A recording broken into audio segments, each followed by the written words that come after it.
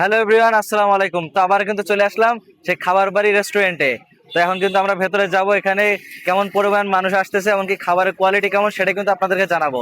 তো আসুন। তো ফার্স্ট টাইম আসলে কিন্তু এরকম রাজকীয় গেটের মাধ্যমে আপনাকে এন্ট্রি নিতে হবে। তো ঈদের পর থেকে কিন্তু ব্যাপক পরিমাণ কাস্টমার কিন্তু এখানে আসতেছে, অনেক দর্শনার্থী দূর দূরান্ত থেকে কিন্তু আসতেছে। কেননা যে পরিমাণ সৌন্দর্যের প্লেস বানানো হয়েছে, এখানে আসতেছে অনেকে ছবি তুলতে, ঘুরতে, এমনকি এখানকার সৌন্দর্যটা উপভোগ করতে। তো আসুন, এখন আমরা কিছু মানুষের কাছে জিজ্ঞেস করবো যে তাদের কেমন অনুভূতি হচ্ছে, এমনকি খাবারের মানটা কেমন। তো ভাই, আপনি কোথা থেকে এসেছেন, এমনকি এখানকার পরিবেশটা কেমন লাগছে? আমরা নবারণ থেকে আসছি, মোটামুটি নতুনত্ব হিসেবে খুবই ভালো আছে এখন। তো আমার পাশে ভাইরা রয়েছে, তাদের কাছ থেকে জানবো। তো ভাই, আসসালামু আলাইকুম। তো তো এই খাবার বাড়ি রেস্টুরেন্টের পরিবেশটা কেমন লাগতেছে আপনাদের কাছে, এমনকি এখানকার খাবারের স্বাদটা কেমন?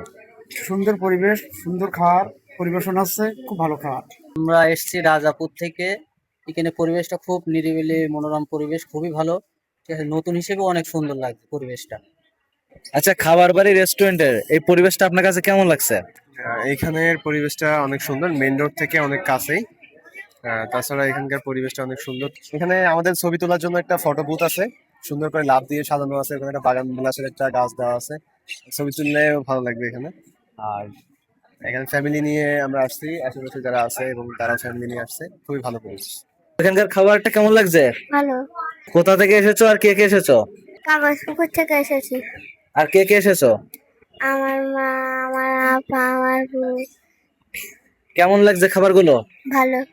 তো বেনাপোল বা এর আশেপাশে যারা আছেন, যারা এখনো পর্যন্ত এই খাবার বাড়ি রেস্টুরেন্টে আসেননি, একবার হলো আসবেন, এসে দেখে যাবেন এখানকার সৌন্দর্য এবং কি খাবারের মানটা কেমন।